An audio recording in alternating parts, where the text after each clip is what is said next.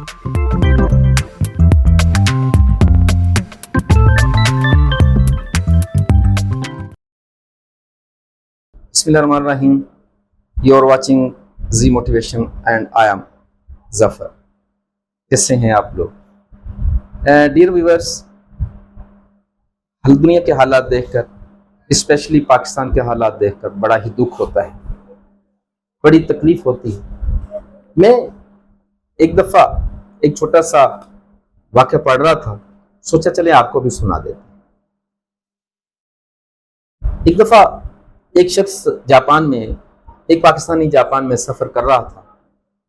उसने taxi hire की, उसका सफ़र जिधर तक था तो वो टैक्सी ड्राइवर उसको यू टर्न लेना भूल गया और यू टर्न से आगे निकल गया।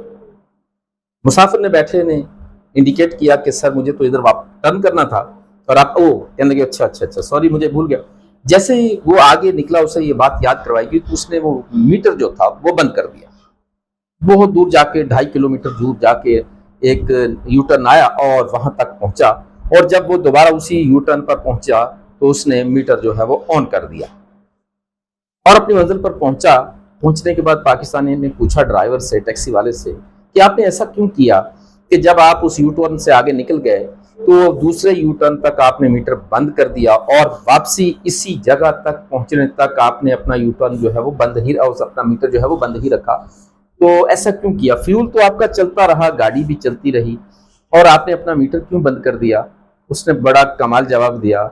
उसने कहा बात सिर्फ इतनी सी है कि आपका सफर इस यू टर्न से टर्न करने के बाद का था। ये मेरी गलती थी कि मैं इस यू टर्न को ड्रॉप कर गया, स्किप कर गया, आगे चला गया। तो मेरी गलती की वजह से ये जो फालतू फ्यूल चला, मेरी गाड़ी चली, वो तो मेरी गलती की वजह से चली, उसमें तो आपका कोई कसूर नहीं है। मैंने मीटर इसलिए बंद कर दिया कि उसके तो चार्जेस नहीं होने चाहिए ना आपको, उसके चार्जेस मैंने आपको क्यों डाले, लिहाजा मैंने मीटर बंद कर दिया। और फिर जब वहां पहुंचा तो चूंकि आपका सफर दोबारा शुरू हो गया था और मैंने मीटर जो है वो चालू कर दिया।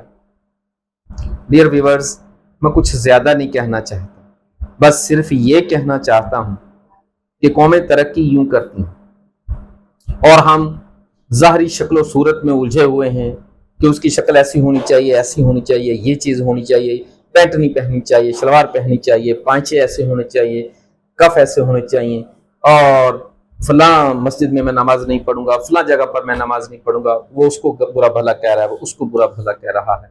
मैं अपने आप को जन्नती और बाकी सबको जहन्नमी समझता हूँ।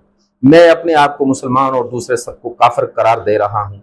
हम आज इन बातों में देखें, अगर हम गौर से देखें, नबी की जिंदगी को गौर से देखें, तो नबी पाक सल्लल्लाहु अलैहि वसल्लम ने सबसे ज्यादा जोर मुआशरत पर दिया है, मुआशरत पर दिया है। और आप बड़ी अच्छे तरीके से जानते हैं, पढ़े लिखे लोग हैं, किताबें आप पढ़ते हैं, हुकूकुल्लाह और हुकूकुल इबाद का वाज़े फर्क है।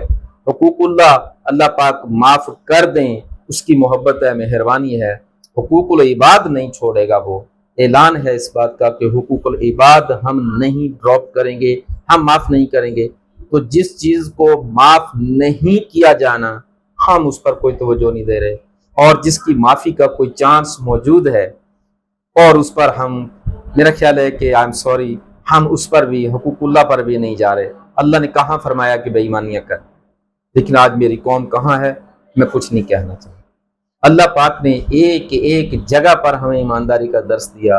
रसूल अकरम ने पूरी जिंदगी सल्लल्लाहु अलैहि वसल्लम, पूरी जिंदगी में हमें ईमानदारी का दर्स दिया।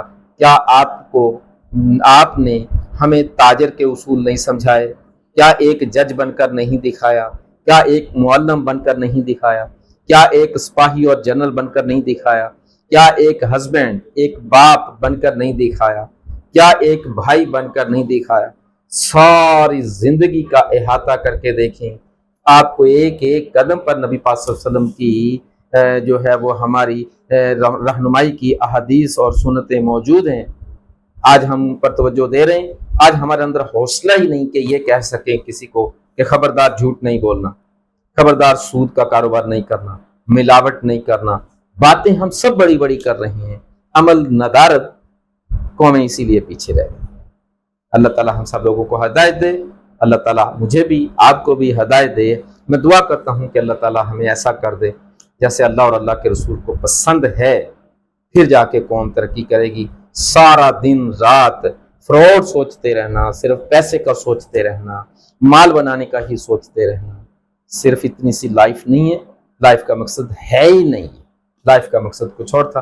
कैसे पता चलेगा लाइफ का मकसद है? बस सिंपल सा काम है, कुरान को एक्सप्लेन कर लो, कुरान को ट्रांसलेट कर लो, आपको अंदाजा हो जाएगा क्या कह रही है। और फिर नबी की सुन्नतें, नबी की अहादीस हमारे सामने मौजूद हैं। अगर मुआशरत ठीक हो गई तो हम ठीक हो जाएं। Thank you very much. जाने से पहले सब्सक्राइब करें, शेयर और लाइक करें। अपना बहुत सारा ख्याल रखें। अस्सलाम।